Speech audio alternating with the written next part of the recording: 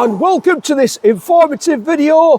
What is promoting an event what will be coming up sometime in the future.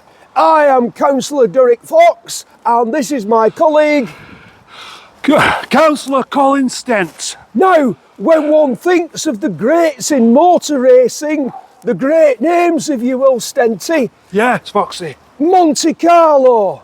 Oh, the Nürburgring. The Nürburgring. Add to those names the name of Rochdale. Rochdale. Yes. Yes.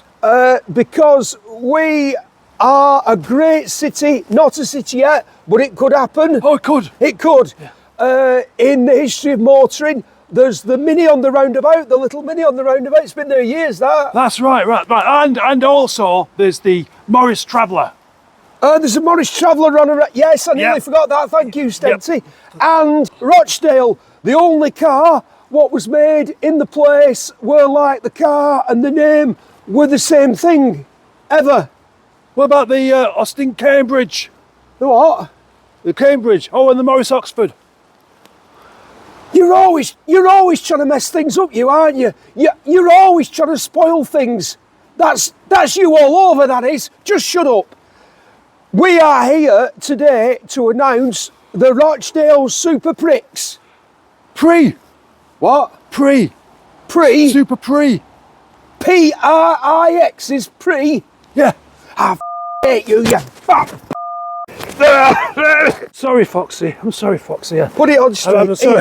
Here, mate. I got away with myself there a bit. Mate, use the glue. Yeah. I've told you before, use the glue. Right. Right. The Rochdale Super Prix. It's coming fast.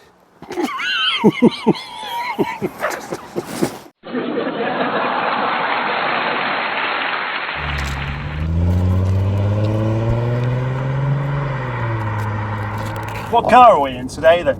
I'm going to stop this now.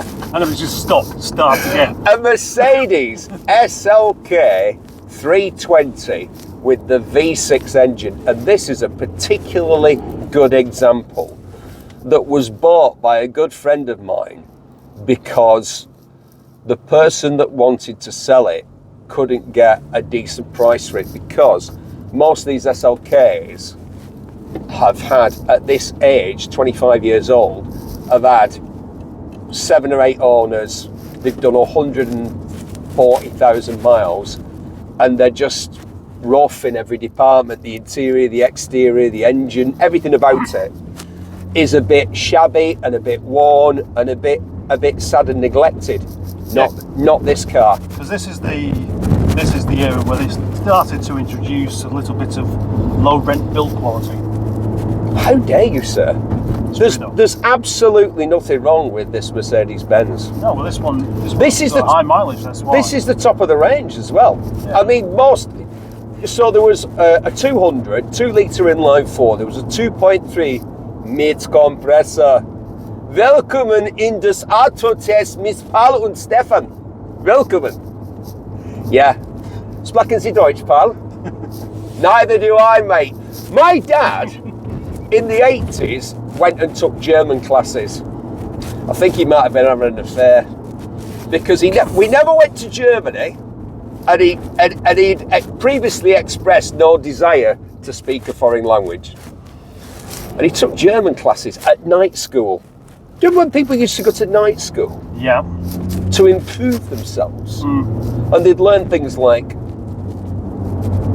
marquetry, like cutting wood with a little saw, and German, like we do. Yeah, to improve themselves. To improve themselves. People don't want to improve themselves now, do they? They want to watch Netflix on a television that takes up the entire wall. Do you not find it disconcerting sometimes when you drive around at night and you drive past the house and you can actually watch a brief clip of a programme? You can see like a man shouting at a woman in a kitchen and a woman going like that just for a couple of seconds. Well, yeah, I mean, it's normally adults watching The Simpsons as well, which is even more worrying. What do you mean adults watching The Simpsons? The Simpsons is an adult TV show.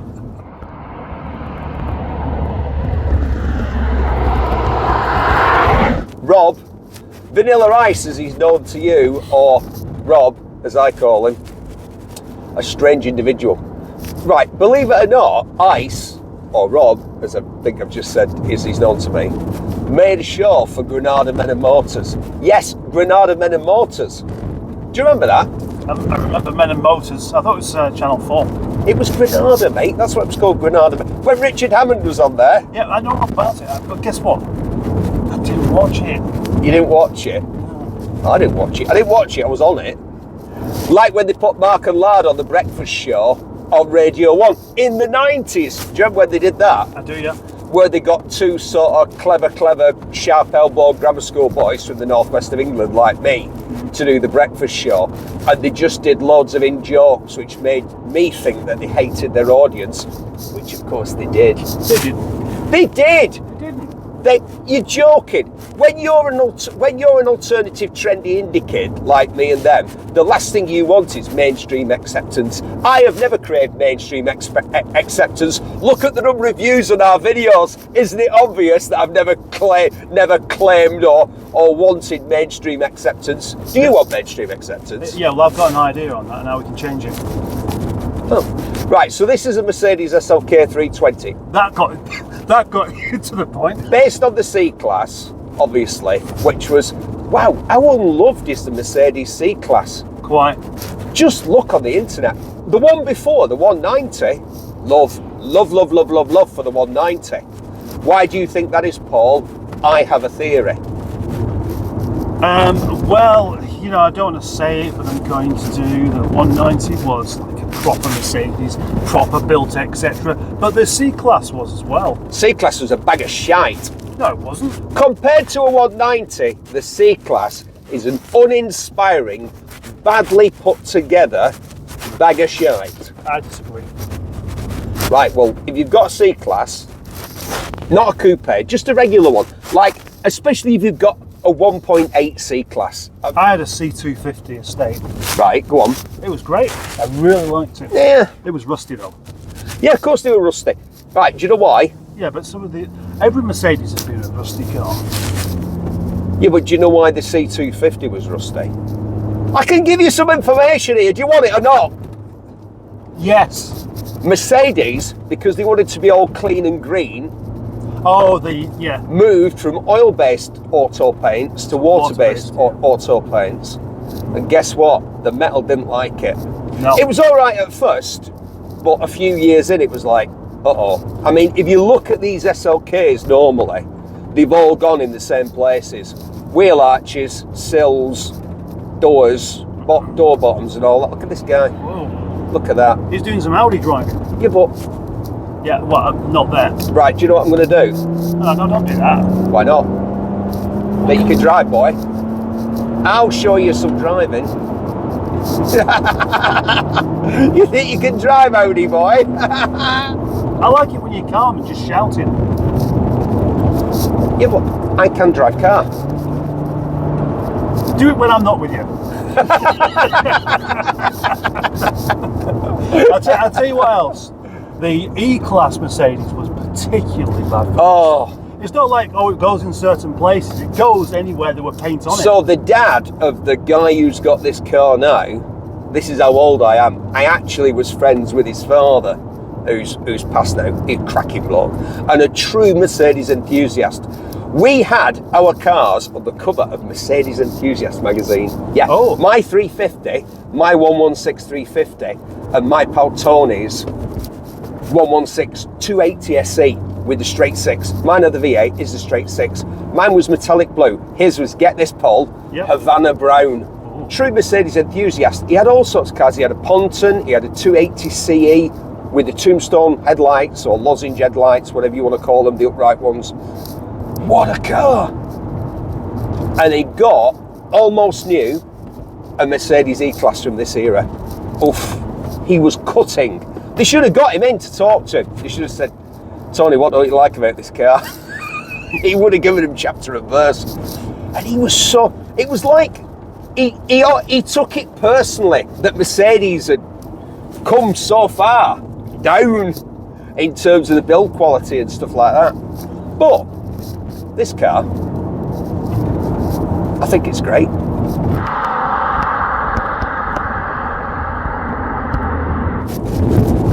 Jordan Peterson. Oh, Yeah. Does he cry? Well, he came out and I thought it was great, and then he got really strange really quick. It was like, oh, you've gone a bit odd, mate. Cows. Cows? Yeah. That's why we're up here. What for the cows? Right, do you want me to tell you this car drives? Yeah. It's smooth. Smooth, baby. Yeah. Smooth. It's smooth like smooth radio. They're always telling you to relax on smooth radio, aren't they? Relax. Yes, Relax. to stop you from being angry whilst the adverts come on. Well, I was listening to it during the daytime, and they were saying that at night they bring it down a notch, and I thought, you what? I mean, I thought, how can we come down a notch? Relax with the whatever they have on in the evenings was smoother and less frenetic than Bread doing Make It With You or whatever was on. So smooth radio is basically spend all day doing nothing. Spend all day doing nothing, and then in the evenings, relax from the hectic, frantic activity of doing arsehole all day. Listen, I know the people at Smooth Radio, and they're lovely, they're mates of mine. Right, should we stop that then? Well, the guy who runs it said he was, can you imagine that? He said, I'd love to have you on Smooth as a DJ. And even I said to him, don't be daft. I mean, can you imagine if you were listening to the relaxing sounds of whatever, and I came on ranting and raving about something that had caught my attention in the news? That wouldn't go down too well, would it? Well, I know what. Do you know what? Do you know what SLK stands for? Super lovely compressor. That's Not right. not right. No. Clearly you're not right. Neither of us is right. Sunday licking costume. Actually, that sounds quite intriguing. It means sports, lightweight, compact.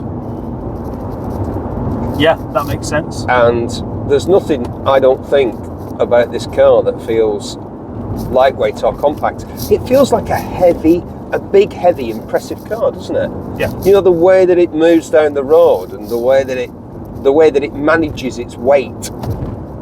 Yes? Yep. You with me? I am, yeah. It's not a lightweight car. And it doesn't feel especially small. No. Because you and I are both familiar with two-seater cars from Mercedes Well, I mean, the bonnet's long on it. and X5s and stuff like that. Yeah. Do you like that? Do you like a long bonnet and a short back bit?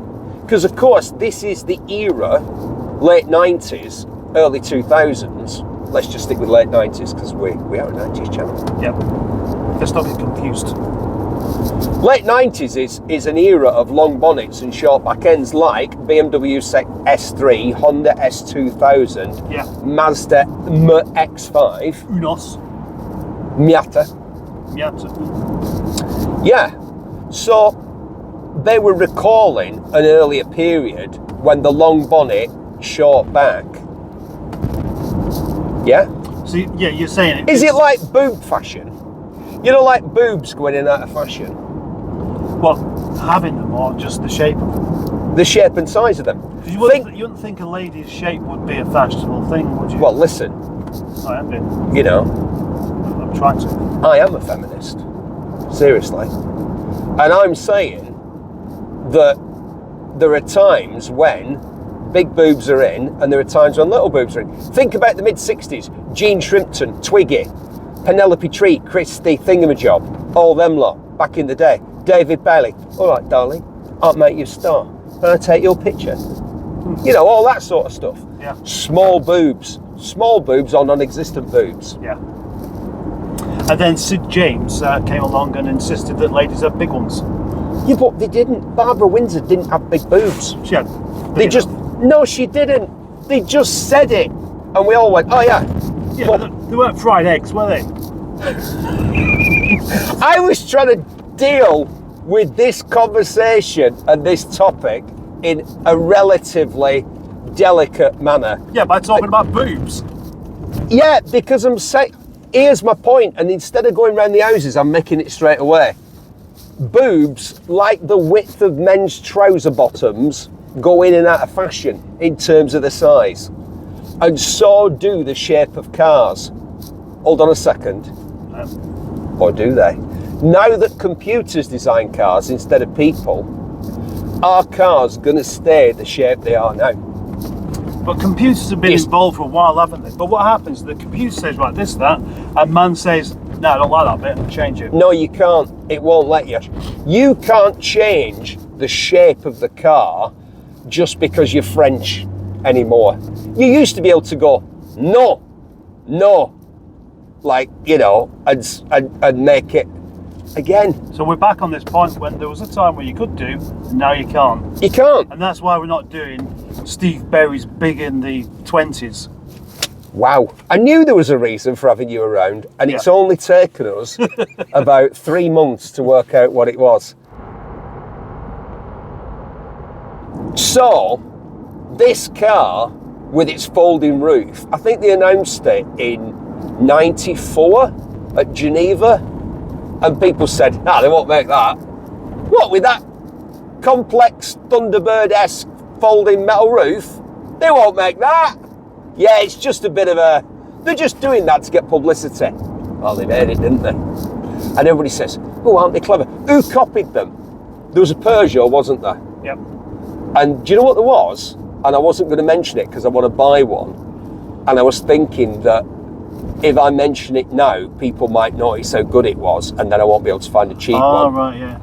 But look at a few views that videos get. I'm going to mention it. It doesn't matter. Right.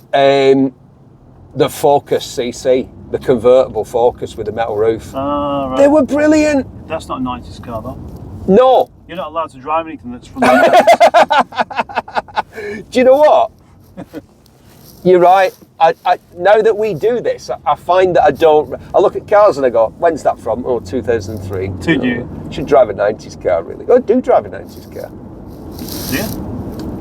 Well, an MG F. Well, I drive a TF, that's the problem, isn't it? And then my X-Type. No, I don't drive a 90s car at all.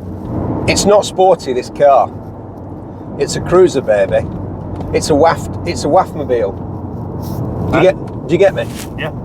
See, this car is, we're talking about it being a shrunken SLK, sporting lightweight compact in the German. But it's the same wheelbase. The wheels are in the same place as they would be on a Gullwing. You know, like the legendary, like Stirling Moss Gullwing, all that. Well, it wasn't the Gullwing, the one that Stirling was in, but the Gullwing Mercedes. Yeah.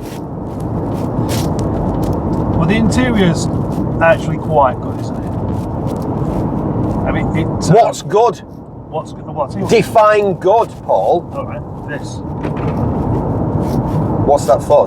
That's for your change, isn't it? There's a lot. You can put a lot of change in there. In fact, that's the size of a £20 note. You could get a sandwich in there, couldn't you? You could have a small sandwich, or about... I bet you could get a Pret a £3 Manger. grand. £3. Why do you think it's a drug dealer car? I don't think it is. I don't think it is at all. I never said that. This car is exceptional. Very low mileage, 44,000. It's the V6. It's the 320, not the 230. The 230 mit de compressor was the most popular car in this range. They sold so many of them.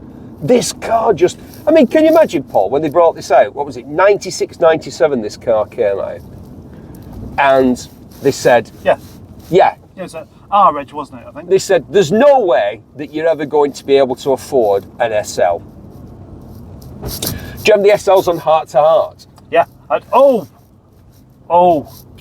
they kissed, didn't they? Yeah, but that's an 80s thing. We shouldn't talk about murder.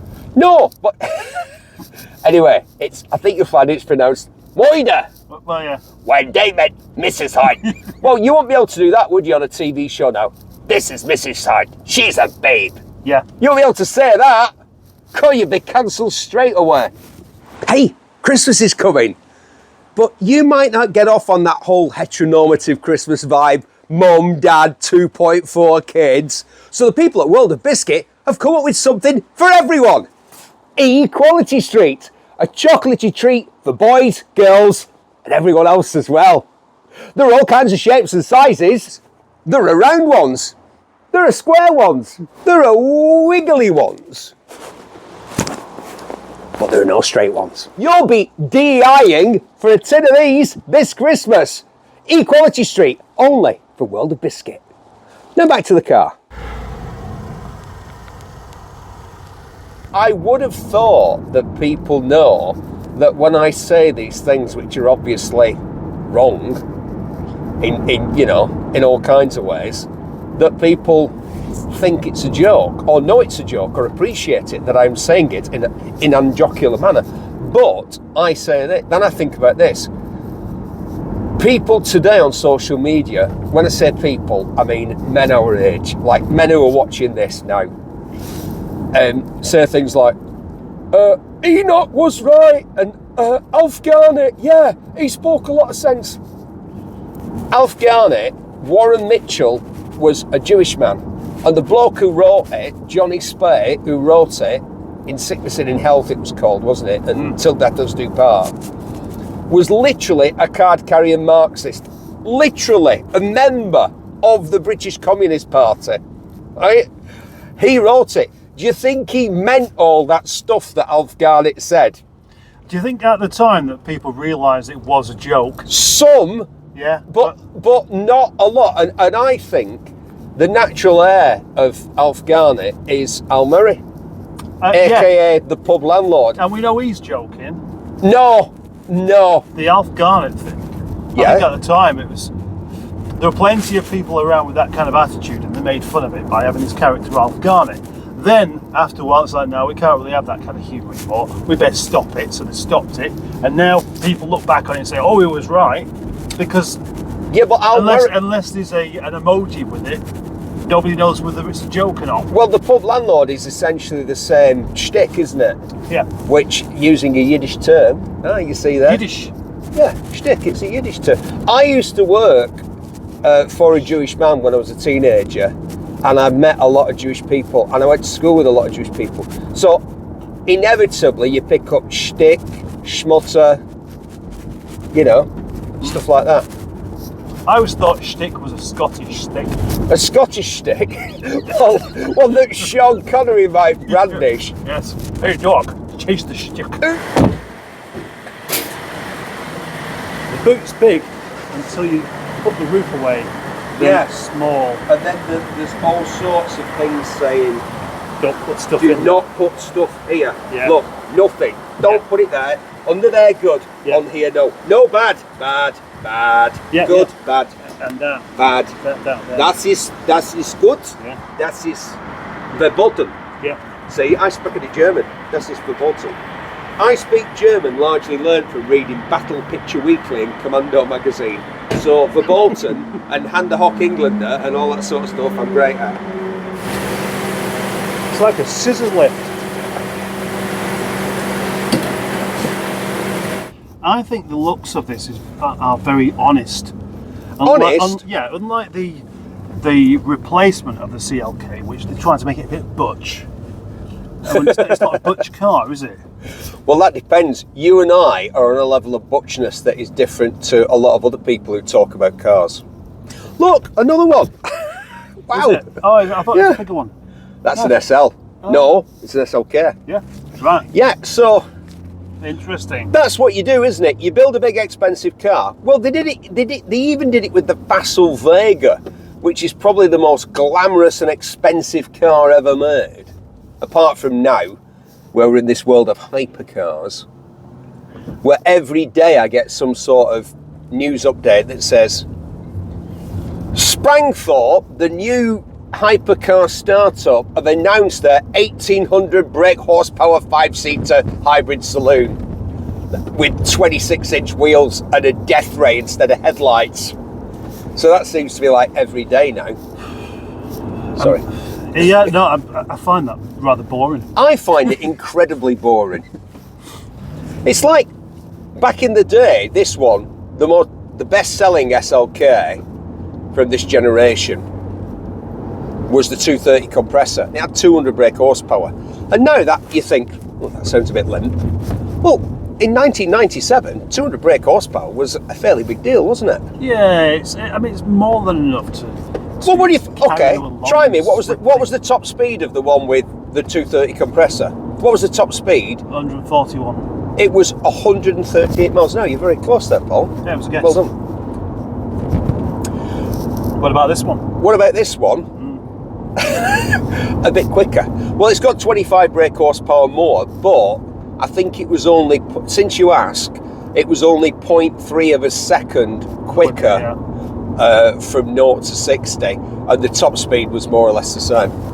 And, you know, the other thing is, I don't think they did one without the auto box, did they not? What? An SLK? Not the 3.2. Well, you've got to be more specific, mate.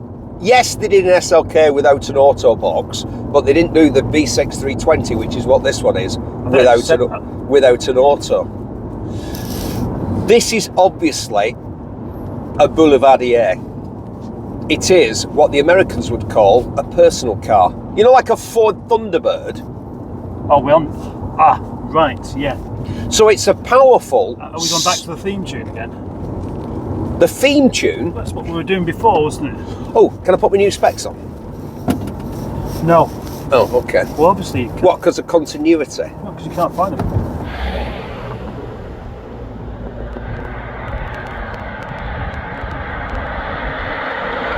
If it was driven by a celebrity, it would be a lady. Yeah. Or would it? Can you think of a man who would have driven one of these? Yeah, Dale Winton. Oh no, don't say Dale Wilton.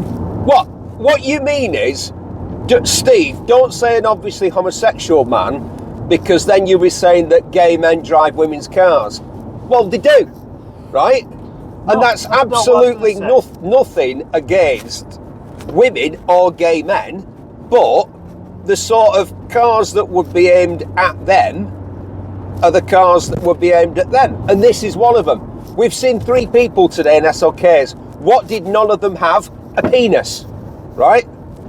Well, the first one did. Yeah, well, that was you. He actually thinks that's funny. I actually do think it's funny. You wouldn't have thought Mercedes would come down and compete with Mazda and BMW and Honda and everyone else who made a 2-seater roadster like this in the late 90s, would you? Because you'd think Mercedes wouldn't sully themselves with that part of the market. Well, of course they would. That's the thing about Mercedes, isn't it? They are the brand that defies convention. Because everybody else was like, in the 90s, was saying, Toyota was saying, oh, if we want to sell fancy cars, we've got to call them something else. What should we call them? Lexus. Nissan. Infiniti. Honda. Acura. Not in Britain, but in other parts of the world. Sarah Cox. Sarah Cox, you say? Yeah. She worked on a motoring show with me. Yep. That's Sarah Cox from Bolton. And she had one of these. Hold on. I'm not saying she did, I'm saying I can imagine her in one. No. That's the whole point. You're wrong. Yeah, what do you mean? I said I can imagine her in No, one. you can imagine it, but that's because you don't know what you're imagining about. I do. I'm imagining that blonde lady. Sarah Cox is horsey. I met her. I worked with her briefly in the 2000s, not the 90s. She worked on Top Gear GTI, which was the spinny off satellite version of Top Gear, what I worked on, and Sarah Cox. All right, okay. And, oh no, that was something else. Right, well, let's move this on quickly. Sarah Cox is horsey. She'd have a towing vehicle of some description because her father's a farmer and she's horsey. She wouldn't have one. Horsey people don't have these. This is a car for ladies who lunge. You know, like Sian Lloyd. Yeah. Do you remember her? She used to wear too much makeup and shoulder pads when she read the weather. Yeah, she looked like a Thunderbird puppy. Oh, and also... Right, you said that, not me. I didn't say that. When did they decide that weather forecast ladies had to be glamorous? That must have been the 90s as well. Yeah, because before that you had like Michael Fish and Bill What's-His-Face. Yeah, Michael Fish isn't a glamorous lady at all. And neither was Bill. I can't even remember Bill's second. Do you remember Bill? He was very dull. And he read the weather. I mean, you wanted somebody, but there was the problem. When Michael Fish said, right, lady. No, Fish lady. Well, that was a Fiat Spider, which is obviously a car. It's a MX-5 on its Italian holidays, isn't it? Yeah. Right, So back to Sarah Cox for a second. back to Sarah Cox. You could, Go on. If you're a horsey lady, that means that you've got enough money to have one of these No. as well. Yes. No. It doesn't mean you'd have one. No. But no, that question to you is... A horsey lady wouldn't have a car that's this urban. It's too urban, this car. This is a car. This is right. Can we not just disagree whilst you agree with me? No, because this question that we do every time, which was who would have driven a car like this, gets to the root of what manufacturers do when they decide to build a car. They ask the question, who would buy this car? And that's how they decide whether they should buy it, whether they should build it or not. And Mercedes had the nous to know that if they built an affordable version of the SL, it would absolutely fly out of the showrooms, because lots of people imagined themselves in a Mercedes SL, but there was no way on God's green that they were ever going to be able to afford one. So they said, how about this? It's like an SL, but it's a lot less money. Oh, by the way, it's got this incredibly clever metal folding roof. So on a day like today, when the, what is it outside? 6 degrees outside. Brr. Yeah, when it's 6 degrees, hence the fact that I've got a woolly coat and a scarf on. They've got woolly coats on. Well, they're sheep.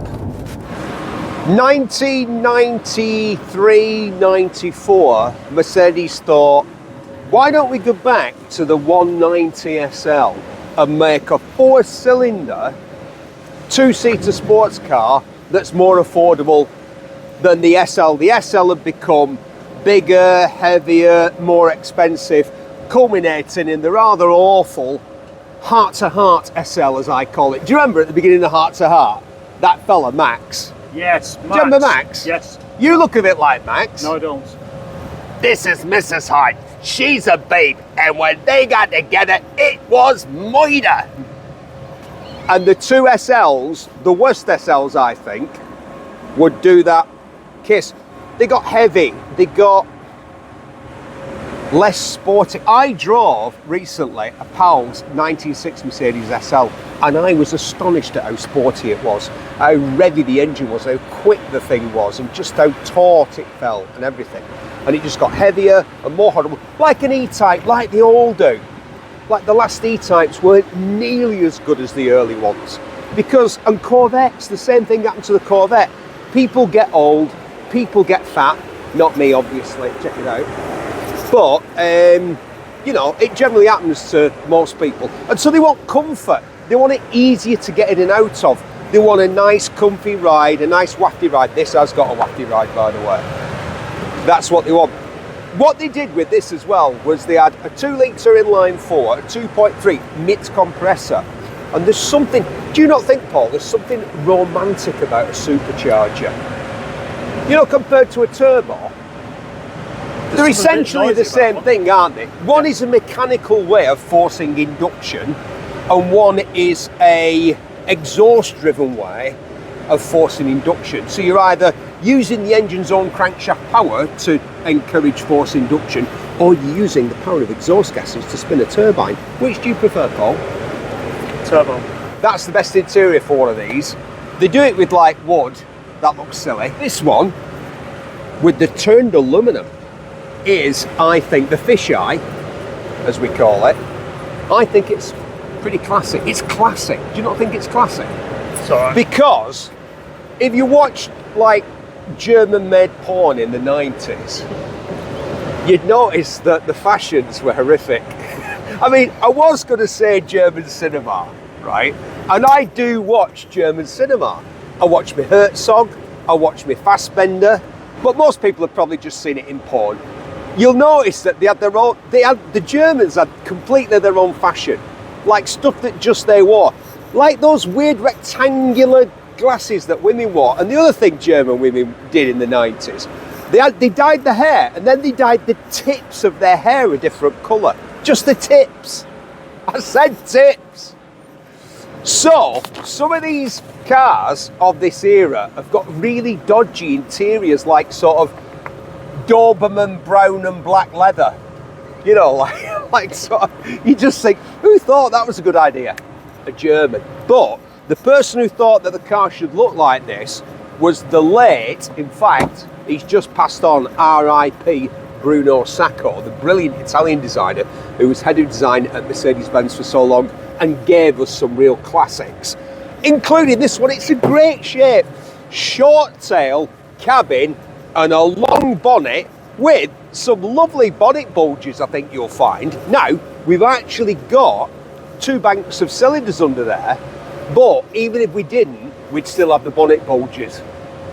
So, you know, the Germans aren't always logical. It was an Italian that did it. He thought that looked saucy. And you know what? He was right. Right, let's have a look at the engine. In fact, let's have a look at a plastic cover. Because right at the end of the 90s, we're into the era of just having a big plastic cover over everything. So instead of there being like a sexy double bulge of a V6 there. Do you like a V6, Paul? I do. I like the sound of it. I'll tell you what as well. Look at that strut. That is a strut, isn't it? That's a strut and a half. Looks like a snooker cue. A snooker cue? Look, I don't want to play snooker with you if you think that's what a snooker cue looks like. Who's your favourite 90s snooker player? Go on, say it. Dennis.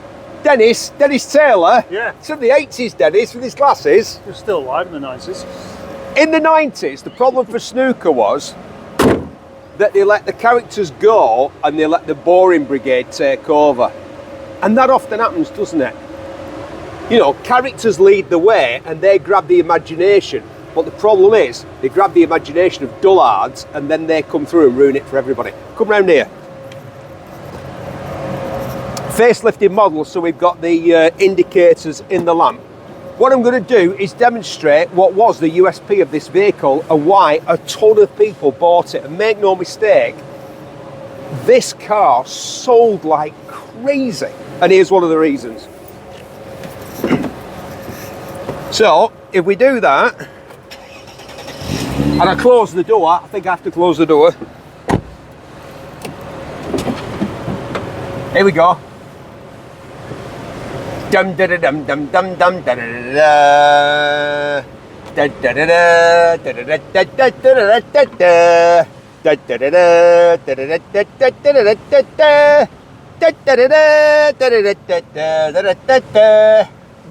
Come on, Paul, join in.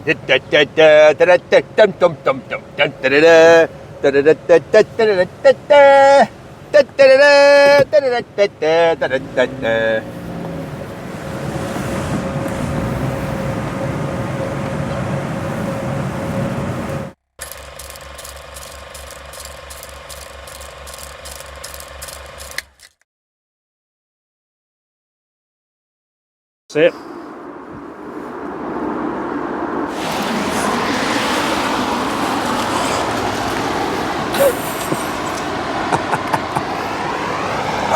Let him see the sign, man, you fat bastard, get back. Hey, I've had enough of that for one day. Stop calling me a fat bastard. We'll knock your wig off again. Right. Like that. Rochdale, in bloom. In bloom. As always. A city in bloom. Yeah, Rochdale. Bloom and Right. bloom. Now, this is a girl's car, and there's absolutely nothing wrong with it. This actual car, the one that we're sat in, which again, I will point out, is an especially good example. I know it's on green, but I was just worried about that cyclist cutting the corner. That's all I was worried about. Thank you. You think Just you're waving at him? Well, the person behind me, I think, is in an Aston Martin electric SUV. A Lotus. No. What are they in? What is that? I don't know. Is it a Genesis or something? It's one of those. A BYD? I'm not even going to bother looking.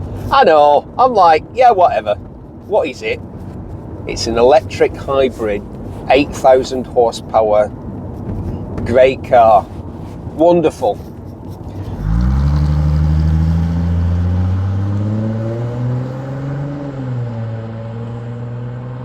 Back in the day.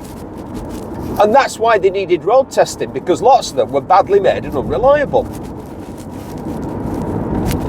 I remember going on a Japanese car, early days of when I got asked to do such things, which would have been 30 years ago, ish, just a bit more. of a Japanese car, a sporty Japanese car that was at the beginning of car nanny stuff. So Car nanny. electronic stability control, which relied on computers that had to gauge pitch and yaw and momentum and weight transfer and all sorts of stuff. But they weren't that sophisticated. And so the problem with this car was they took us up to Scotland, up to the Scottish Highlands, away from all the unpleasantness of speed cameras and people in cars who stop you and put a hat on and say, "Is this your car, sir?" when they clearly know it isn't. That sounds like Carlson. Jeffrey Carlson? Yeah. No, Jeffrey Carlson talks like he's got a much deeper voice than back in the day. Back in the day, he was quite prim and proper. Hello. He must cringe when he... Well, I do. I look back at me and think, what are you wearing? What are you saying? Yeah, but you were doing it deliberately. Well, the thing is, do you know what I was wearing in the 90s? 90s fashion. Look at Johnny Vaughan or bloody Terry Christian or, we were wearing 3-button suits. Yes, we were wearing 3-button suits because that was fashion. And yes, I was wearing baggy clothes because I was from Manchester, kid. I'm wearing it baggy. It's got to be a loose fit, you know what I mean, kid? He's on one today. I should probably hold the steering wheel at some point in this, shouldn't I?